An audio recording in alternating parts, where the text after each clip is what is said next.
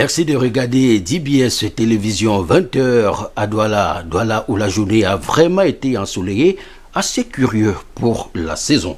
Le sommaire de cette édition. Relevez les index de votre compteur tous les 2 ou 3 mois par ses agents et non plus tous les mois comme c'est fait jusqu'ici.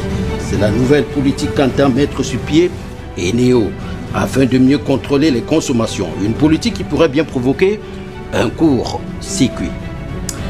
L'État mettra-t-il en court-circuit son ambition à s'accaparer les terres des Banen? Là est la grande question. 85 000 hectares que ces populations n'entendent pas céder à l'État. Les Banen se montrent déterminés et vigilants. Déterminés et vigilants comme les agents du secteur des douanes de la région de l'Ouest Cameroun. Ils ont intercepté récemment une cargaison de médicaments, du chanvre indien et de lait frégaté, produits de la contrebande.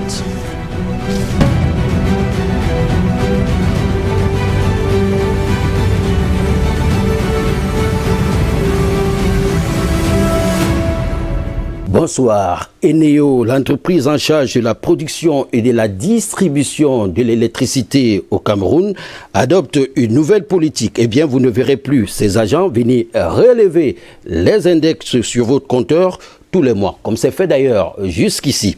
Ils viendraient donc chez vous une fois tous les 2 mois ou 3 mois. Pour les responsables de Eneo, l'objectif vise à mieux contrôler la consommation. Mais pour les populations, c'est plutôt une politique très mal pensée. La pilule est difficile, vraiment difficile à avaler. Comme le démontre ce reportage de Khalid Mama et Thierry Selané. L'entreprise de production et de distribution de l'électricité au Cameroun veut installer un nouveau système de facturation. Désormais, Eneo ne relève plus les consommations des clients chaque mois, mais tous les 2 ou 3 mois. Un système de fonctionnement qui semble ne pas être accueilli par la population, surtout en ces temps de crise. L'énergie est une pièce maîtresse dans, n'est-ce pas, le vécu d'une république. Vous avez des Camerounais aujourd'hui, vous savez que déjà avec le coronavirus, vous avez la moitié des Camerounais qui travaillaient, qui se retrouvent à la maison. Je dis la moitié, au moins. Pour ne pas parler des entreprises qui ont carrément fermé. On est suffisamment foiré pour cumuler les facturations. Je préfère encore que ce soit mois par mois, au lieu de cumuler les facturations. Parce que déjà on ne s'en sort pas pour manger et tout. Ce qui fait que si on cumule les facturations, ça va donner quoi? On ne pourra pas s'en sortir, on ne pourra pas payer. À en croire l'entreprise, cette initiative s'implémente dans l'optique de limiter les descentes des équipes chez les clients comme mesure de prévention du Covid-19. Le système de facturation sur les 2 ou 3 mois reposerait alors sur la base d'une consommation estimée. Une politique qui installe le doute. Quelqu'un peut avoir 3 climatiseurs, 3 splits, mais il n'en utilise qu'un seul. Mais quand les gars de Neo vont estimer, eux, ils ne vivent pas le réel. Ils vont regarder une maison qui a 3 splits, 2 congélateurs, 3 ventilateurs, 2 fers à repasser. Ils vont estimer ta consommation. Mais alors que sur le réel, tu n'utilises pas tous ces appareillages. Parce que la conjoncture est difficile. Ça, c'est la voie ouverte au problème. Selon certains observateurs, The Energy of Cameroon devrait régler des problèmes dits basiques, tels que la gestion des besoins du consommateur, parmi lesquels la cessation des coupures intempestives et la facturation en tenant compte des index exacts qui suscitent de nombreuses revendications. Moi, je croyais pour ma part que Eneo, en tant qu'entreprise citoyenne, pouvait, n'est-ce pas, penser donner un coup de main à l'État. Et Eneo pouvait dire, ok, j'abaisse, je crois que c'est depuis mars que le gouvernement a émis les mesures barrières, ce qui a fortement impacté sur le vécu des entreprises. Eneo pouvait se dire que, ok, j'apporte ma pierre à l'édifice, je divise le prix du kilowatt en 2. Ce serait son apport à l'endroit du gouvernement. Je crois que ça aurait plu à tout le monde. Mais vous ne pouvez pas, au lieu de ça, par exemple, nous dire qu'à cause du Covid, on va maintenant taxer, faire des facturations de 2 à 3 mois. La terre appartient aux premiers occupants, a-t-on coutume de dire. Les Banen, peuple de la région du littoral, n'entendent pas se faire arracher leur terre par l'État. Yabassi, Yingi, Ndikinemeki et une partie de Ngambé sont en passe d'être expropriés, soit une superficie de 85 000 hectares. Le gouvernement a mis en route un projet visant à priver les Banen de ce vaste espace devenu forêt désertée. Le problème foncier du peuple banen vient s'ajouter à bien d'autres litiges entre l'État ou certaines entreprises exerçant au Cameroun et les populations locales. Jackson Jock. C'est depuis longtemps que la terre a cessé d'appartenir à nos institutions historiques et traditionnelles. Cela veut dire que nos ancêtres qui vivaient quelque part depuis des siècles, la terre ne leur appartient plus. Les populations de Yingi sont en passe d'être expropriées d'une surface de 85 000 hectares leur appartenant. La région du sud-ouest a enregistré l'un des plus grands conflits fonciers au Cameroun en 2013. Les populations de cette partie du pays se sont soulevées contre l'implantation d'une agro-industrie accusée d'exploitation illégale après accaparement des terres. L'entreprise avait pourtant obtenu de l'État d'une surface de 10 000 hectares pour la production de l'huile de palme. C'est également le cas depuis 2019 où les populations de la Sanaga maritime apprenaient que leurs terres sont remises aux Chinois, soit 65 000 hectares. Les cas comme ceux-là sont légion sur les 4 coins du Cameroun, sans demander l'avis des populations, sans les impliquer, sans qu'elles ne tirent le moindre bénéfice. Il y a dans notre pays plusieurs poches de conflits liés aux fonciers qu'il convient de juguler, sans quoi peut-être une source d'explosion sociale en créant des antagonismes entre administrateurs et administrés. Pourtant, les terres traditionnellement ne se vendent pas, elles se donnent car en vendant la terre, vous accentuez la domination des uns sur les autres, l'exploitation des uns par les autres et la division de la société en classes. Animés par l'intérêt, certains officiels de notre pays ne pensent qu'à eux-mêmes et c'est sans aucune gêne que ce plan est mis en œuvre pour arracher leurs terres. Les uns et les autres attendent l'arbitrage du chef de l'État pour le règlement de cette question. Et c'est bien dommage. Dommage comme ces inondations à Kribi en début de week-end dernier suite à de fortes précipitations. Un signal fort qui tire la sonnette d'alarme en matière d'urbanisation de la cité balnéaire. Les nouveaux élus locaux ont ainsi été une fois de plus interpellés sur ce chantier qui figurait en gros caractère dans leurs promesses électorales. L'heure est presque au bilan, on va le dire. Simplice Bognine.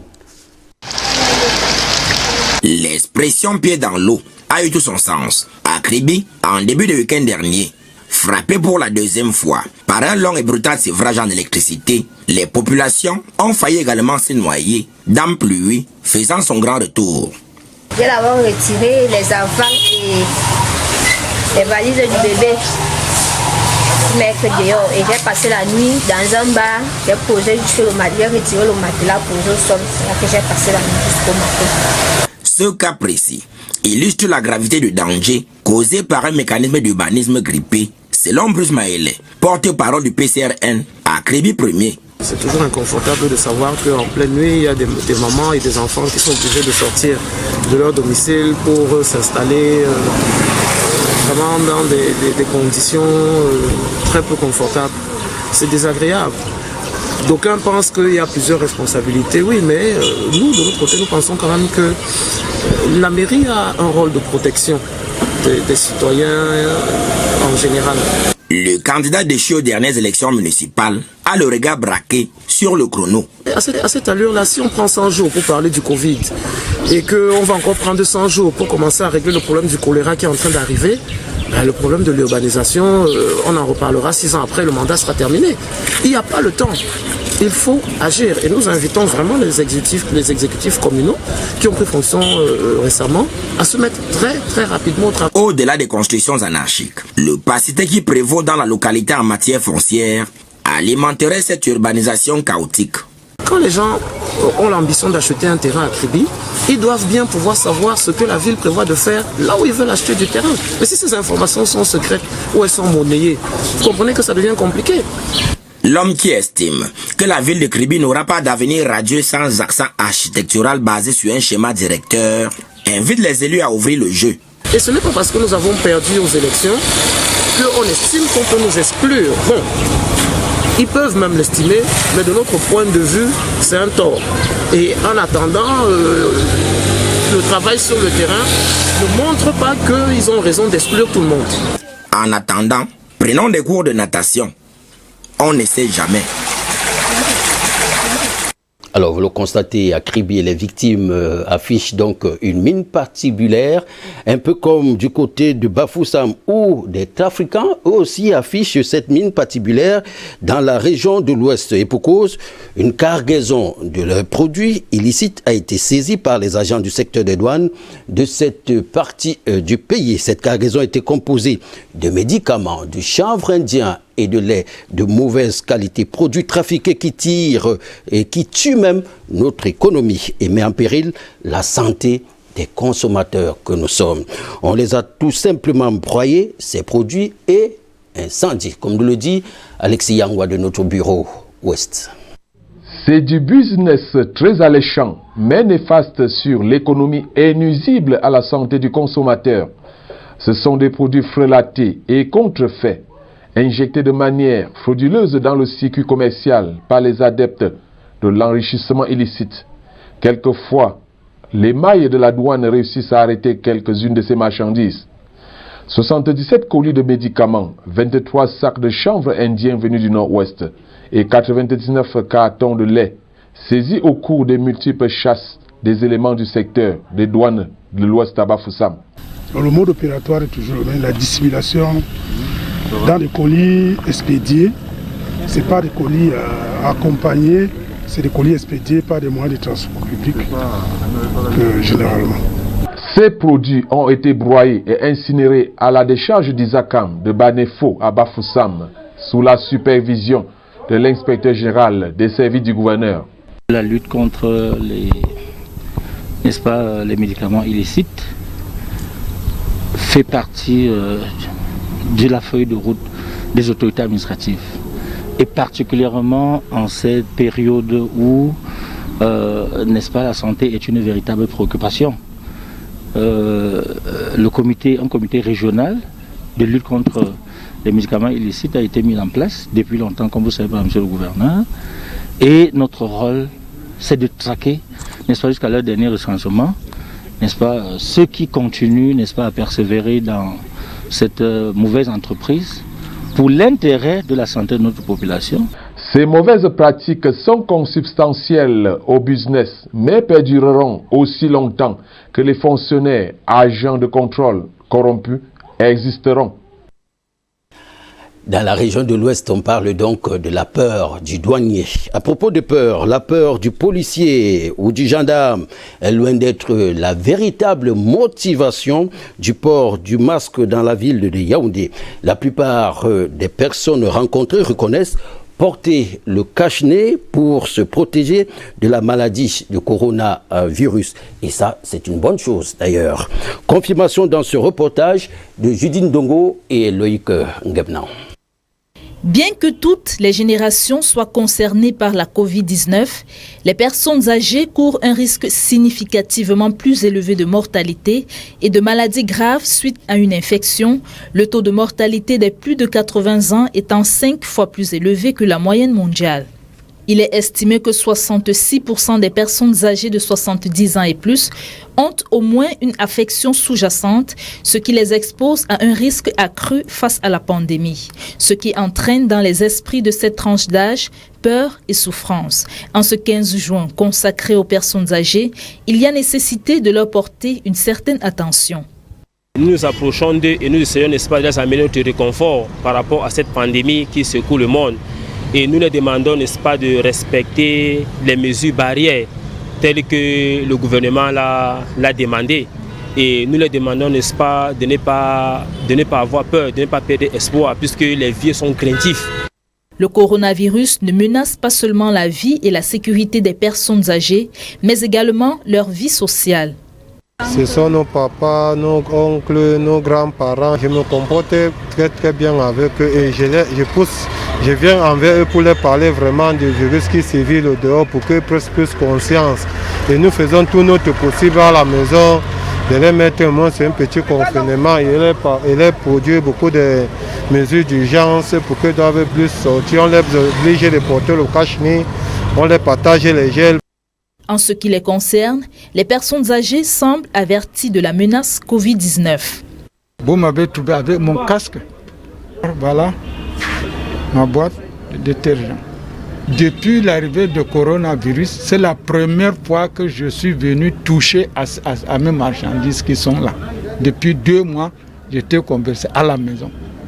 Dans ce contexte de crise sanitaire, il est question, selon les Nations Unies, de protéger les personnes âgées pendant et après la pandémie à coronavirus. Ces personnes dites vulnérables, très souvent confrontées à une discrimination, fondée sur l'âge dans les décisions concernant les soins médicaux, le triage et les thérapies vitales. Vous l'avez rectifié de vous-même, il s'agissait là de ce 15 juin qui est consacré aux personnes âgées et n'est-ce pas, l'accent a été mis sur la Covid-19. Et comme vous l'avez vu sur ces images, les personnes âgées avaient bien le masque.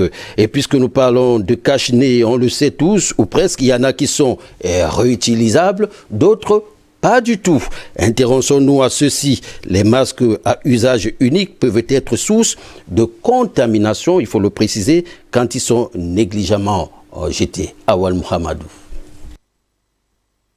Le nez et la bouche couverts pour éviter l'infiltration du virus dans l'organisme. Parmi les gestes anti-Covid-19 édictés par le gouvernement et l'OMS, celui-ci est sans doute le plus adopté. Cependant, dans les rues, tout comme dans les espaces publics, l'on constate que bon nombre de personnes préfèrent les masques réutilisables. Selon plusieurs avis, ceux à usage unique sont synonymes de dépenses, du fait de leur temps d'utilisation limité. Pas plus de 4 heures de temps, selon les spécialistes de la santé. Je préfère utiliser le cache-nez réutilisable. Ça permet à la personne de l'ouvrir laver avec de l'eau de javel. Moi, personnellement, je préfère les masques à usage multiple. Tout simplement parce que là, on peut l'utiliser en journée, le soir, on le lave simplement. L'utilisation massive des différents masques de protection crée des déchets, dont une mauvaise gestion peut entraîner des risques de contamination. Dans le Damawa, cette question préoccupe les responsables du ministère de l'Environnement qui multiplient des sonnettes d'alarme. Les tests existent depuis fort longtemps au niveau de l'environnement en matière de gestion des déchets pharmaceutiques et des déchets médicaux. C'est une catégorie de déchets qui doit être bien gérée. On peut donc les incinérer après avoir stocké. Voilà une attitude simple à adopter pour préserver la santé de tous. Rappelons que le chef de l'État, Paul Biya, a nommé ce lundi de nouveaux membres au Conseil supérieur de la magistrature suprême. On retiendra surtout qu'Abel Minko occupe désormais le poste de secrétaire général. Donner du sang est un geste visiblement anodin, mais pourtant salvateur. Les instances l'ont très bien compris, d'où l'instauration de la journée internationale du donneur de sang, arrêtée, ou si vous voulez, célébrée, comme on le dit très souvent, le 14 juin. À Garoua, dans la région du Nord, une séance de récolte de sang a eu lieu. Edwige Bertine Buwele et Sefaou Bénédicte. Du sang sécurisé pour sauver des vies. C'est le thème de la journée mondiale du donneur de sang célébrée le 14 juin 2020 avec pour slogan « Donner son sang pour améliorer la santé dans le monde ». Un geste altruiste posé par les populations de Garoua dans le Nord Cameroun. Je suis libérée à l'intérieur de moi, premièrement parce que je sais que j'ai sauvé au moins 3 vies. Et je me sens aussi légère parce que je viens de faire un acte volontaire qui ne me coûte rien. Et après avoir donné mon sang, je me sens juste bien. Comme moi, venez donner votre sang, ça peut sauver des vies. Le besoin de sang sécurisé est universel. Et un approvisionnement adéquat en sang sécurisé ne peut être assuré que par des dons réguliers effectués par des donneurs volontaires et bénévoles. Et à chaque fois qu'on donnait, à chaque fois que j'avais des voisins qui avaient besoin de sang, je venais les secourir à la maison, un peu partout à l'hôpital, je donnais le sang. Bon, c'est donc parti comme ça, c'est devenu une habitude pour moi. J'ai donné, c'est pour sauver. Je n'ai pas donné pour vendre, je n'ai pas donné pour avoir un cadeau. Alors j'ai donné, c'est pour sauver la vie. Le don du sang reste et demeure ainsi un geste généreux et désintéressé qui constitue l'unique chance pour les patients qui souffrent d'un déficit en composants sanguins. Or, les banques de sang restent de moins en moins fournies. Ce qu'il faut savoir, c'est qu'il n'y en a pas assez. De plus en plus, on n'a plus de donneurs bénévoles. On a ce qu'on appelle les donneurs de remplacement, ce qui n'est pas en droite ligne avec la politique de la transfusion sanguine qui veut qu'on ait plus de donneurs bénévoles parce qu'on dispose des banques de sang. Donc il faut fournir à tout moment la banque de sang, du sang déjà prêt pour la transfusion sanguine. Il est donc question de sensibiliser davantage les populations au besoin mondial de sang sécurisé et au rôle que chacun peut jouer en donnant volontairement et gratuitement un peu de son sang précieux. Il faut dire qu'on parlera beaucoup de sang cette semaine, tout simplement parce que la Fédération pour le don bénévole du sang a initié une semaine nationale du don de sang qui se tient du 15 juin, c'est-à-dire ce lundi, au 19 juin prochain, donc vendredi. En prélude à cette activité, la Fédération a donné un point de presse inaugural autour du thème « Enjeu de la redynamisation du don de sang volontaire et de la transfusion sanguine dans le contexte du Covid-19 au Cameroun ». Objectif, sensibiliser sur la nécessité de continuer à donner du sang malgré la pandémie.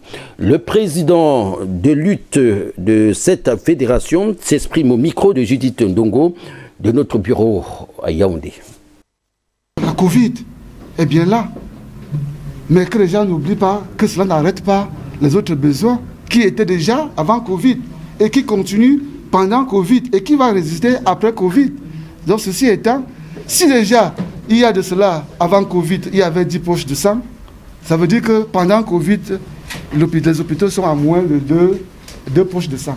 Ça veut dire que c'est très grave. Donc, ceci étant, le gouvernement doit penser aussi que au-delà de la simple Covid, il y a les besoins primaires et classiques des banques de sang et des associations.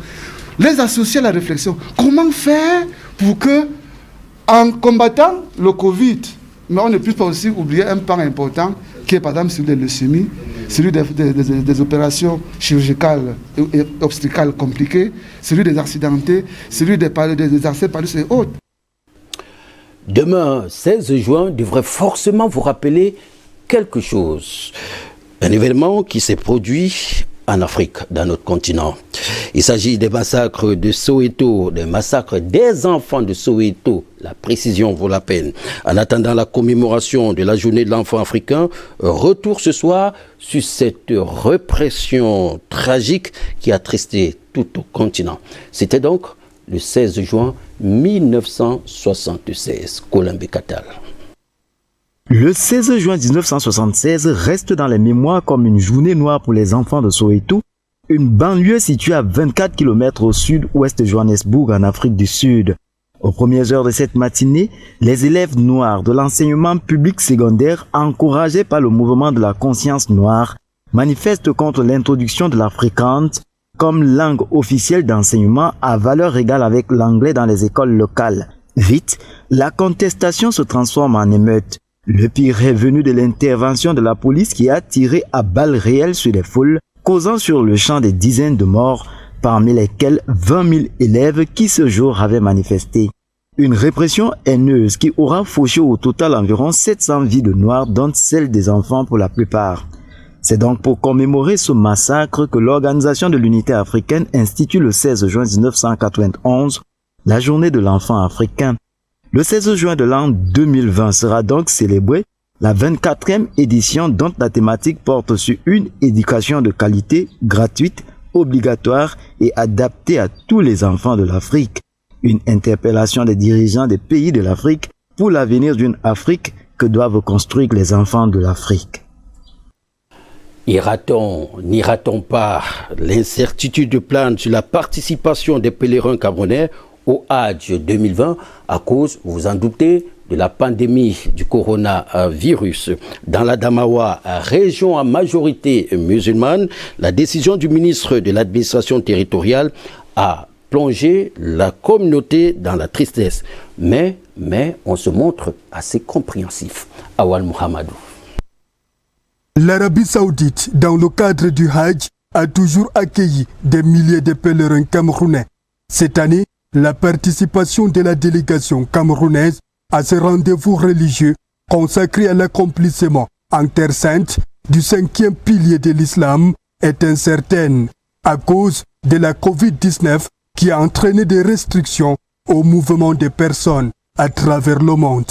C'est le contenu de ce communiqué du ministre de l'administration territoriale, par ailleurs président de la Commission nationale du Hajj, qui demande aussi aux encadreurs de s'abstenir de collecter des fonds pour l'inscription des pèlerins. Dans la Damawa, région qui fournit le plus gros contingent de pèlerins du pays, la communauté musulmane a pris connaissance de l'annonce. Le Hajj 2020 qui risque de ne pas avoir lieu, nous ne le souhaitons pas, mais au cas où ça arrive, nous devrons nous plier, nous devrons l'accepter. Ça fait mal de ne pas aller accomplir, n'est-ce pas, le 5e pilier de l'islam. Mais c'est une mesure de protection. Nous sommes obligés de comprendre que c'est un cas de force majeure. Nous tous, nous sommes sans ignorer que la maladie du coronavirus est en train de sévir dans tout le monde entier. Dans les agences de voyage agréées pour l'organisation de ces grands pèlerinages, les yeux sont désormais rivés sur la Commission nationale du Hajj. S'il y aura le pèlerinage, la Commission nationale va nous annoncer qu'il y aura le pèlerinage et qu'on peut bien s'apprêter. Maintenant, on est en train de transmettre les nouvelles pèlerins. On a des appels, les gens appellent, est-ce qu'il y a les Hajj cette année ou il n'y a pas les Hajj, tout ça. Vraiment, nous sommes satisfaits avec ces propositions que le ministre a faites. En islam, le Hajj est obligatoire au moins une fois pour tout croyant qui en a les moyens physiques et financiers. Reconnaissons-le, jamais on n'a fait autant de dons au Cameroun qu'en cette période du Covid-19. Cette fois-ci, c'est l'association Éducatif Afrique qui apporte son soutien dans la lutte contre la Covid-19 dans la région de l'Est, précisément à Bertois, en offrant des kits de matériel d'hygiène dans une école privée et des denrées alimentaires dans 2 orphelinats. Dariol Métiogué, Pascal Hugo Tchofo. Soucieuse de l'éducation de la jeunesse africaine et de l'encadrement des personnes démunies, l'association Éducatif Afrique vient aussi apporter sa contribution dans la lutte contre la propagation du Covid-19. Je rends grâce pour tous les initiateurs, initiatrices qui ont eu cette idée de faire le choix de notre structure. Vendredi dernier, le kit complet du matériel d'hygiène a été remis au complexe scolaire Saint-Gabriel et des denrées alimentaires aux orphelinats par la marraine de l'association Éducatif Afrique dans la région de l'Est. Un geste de cœur sagement apprécié par les différents bénéficiaires. C'est d'avoir une action de grâce, parce que c'est toujours très important de penser qu'il y a des âmes de bonne volonté qui pensent aux personnes les plus fragiles, les plus faibles et ceux qui sont le plus dans le besoin. Nous sommes très contents de ce don, étant donné que nous sommes dans le privé, raison pour laquelle vraiment ce précieux don nous va très gros au cœur et nous fait énormément plaisir. Un don salutaire et magnifié dans l'amour de Dieu. Et merci aussi à ceux-là qui ont fait des dons au niveau des denrées alimentaires. Vous le voyez comme moi, vous avez constaté que ces enfants en ont vraiment besoin pour leur suivi et que le Seigneur leur rende au centuple. L'occasion faisant la ronde, cette remise de dons a permis aux responsables de la Croix-Rouge du département du Lom et du Rem de sensibiliser les élèves sur les gestes d'hygiène à adopter avec la pandémie à coronavirus, à savoir le strict respect des mesures barrières et de distanciation sociale. C'est une voix qui ne restera plus qu'un souvenir pour tous les mélomanes. Nguia la route, c'est finalement éteinte hier ici à Douala, à son domicile précisément, après avoir lutté, il faut le préciser, longtemps avec la maladie et essuyé plusieurs fakes. Les détails avec Serge Elie Lombo et Dali Bias. La nouvelle s'est répandue comme une traînée de poudre. La chanteuse célèbre Nguéa Laroute, communément appelée Maman Nguéa, après plusieurs fake news sur sa mort, s'est finalement éteinte ce matin du dimanche 14 juin 2020 à son domicile 6 au quartier Kotor Douala. Comme vous venez de le constater, ma soeur vient de tirer la référence. Donc elle vient de mourir. Elle vient de mourir. Et nous sommes en train de nous préparer pour aller à la mort, à l'hôpital général. Atteinte du diabète, l'artiste a longtemps lutté avec la maladie qui s'est aggravée au fil du temps et qui lui avait valu l'amputation de ses 2 jambes. Le diabète, elle a eu le diabète à l'âge de 42 ans. Selon ce qu'elle m'a dit. Donc elle a fait 18 ans de maladie diabétique. Après ça, elle a eu une blessure au niveau de l'orteil qui a été causée par la souris, qui fait en sorte qu'on ampute le premier pied. C'est par là d'abord qu'elle devait mourir. Mais grâce à Dieu, on a eu le secours par l'hôpital La Quintini, qui l'ont beaucoup soutenue. Nous sommes sortis de La Quintini. Après ça, elle a fait quelques semaines. En janvier, on a amputé le 2e pied, le 16 janvier, à l'hôpital général. Bien, après ça aussi, elle est sortie, nous sommes rentrés à la maison, elle était bien, parce qu'on la suivait normalement, elle prenait bien ses médicaments. Mais comme ma mère était...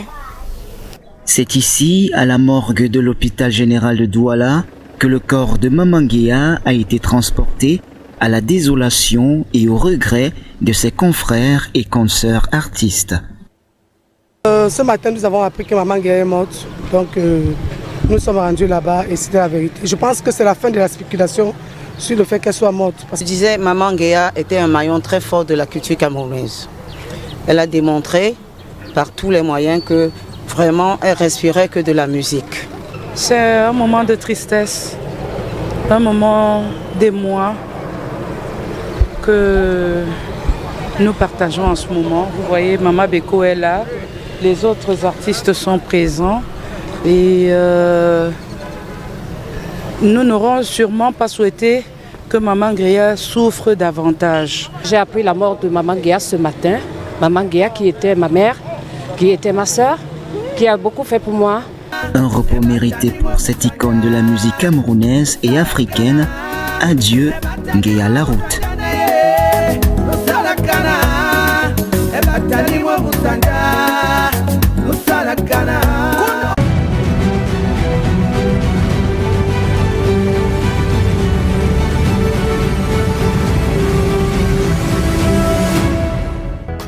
Dans l'optique ce soir, c'est l'un des plaisirs que s'offrent les Camerounais, les étrangers et même les touristes. Déguster les brochettes de viande cuite au feu de bois vendues dans les coins de rue et grandes villes communément appelées soya. On les retrouve à Yaoundé, surtout au quartier Briqueterie et même à Douala, au quartier Ndobo. Ces secteurs sont d'ailleurs baptisés ministère de soya. Minutieusement préparé, le soya est généralement servi sur 2 feuilles de papier accompagnées d'un puissant piment appelé cancan. Savourons les images et, si nous ne sommes pas à côté d'un bon plat de soya, avalons la salive.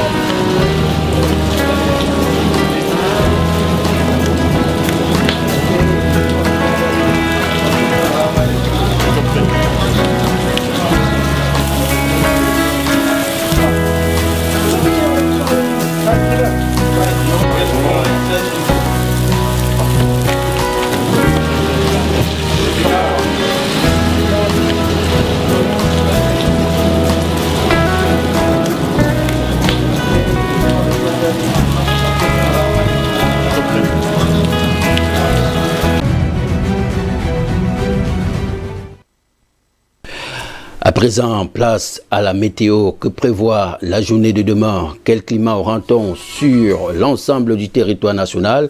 Tout de suite, donc, on va se retourner pour voir ce qui se passe au Cameroun. Demain, du côté de Yaoundé, on annonce des pluies avec un ciel nuageux. La journée, il fera 28 degrés. Et le soir, la température va baisser à 21 degrés. Mais en matinée, on annonce 20 degrés. Du côté de Douala, 31 degrés, on annonce des orages et un ciel nuageux. Dans la journée, 31 degrés. Le soir, le mercure va chuter à 24 degrés. Et du côté de Bafoussam, ciel couvert, journée 24 degrés, soir 16 degrés. Mais en matinée, on aura autour de 17 degrés par là. Du côté de Boya, en journée, ça sera 22 degrés. On annonce des précipitations. Le soir, 18 degrés, mais en matinée, on va commencer avec 18 degrés également. Du côté de Maroua, là-bas, ça va encore un tout petit peu chauffer. En matinée, 27 degrés. En journée, 33 degrés. Le mercure, comme vous le voyez, va chuter à 23 degrés. 33 degrés en journée. Du côté de Bertois, 29 degrés dans la journée. Le soir, le mercure va chuter à 21 degrés, mais en matinée, on retournera autour de 20 degrés. Du côté de Bamenda, là-bas il fait toujours beau, on annonce des précipitations et des orages. En journée, on tournera, en matinée, on tournera autour de 17 degrés également. En journée, 27 degrés. Le soir, on retrouve les 17 degrés de la matinée. Du côté de Bolova, température habituelle, 28 degrés dans la journée. Le soir, 21 degrés, mais en matinée, on tournera autour de 20 degrés.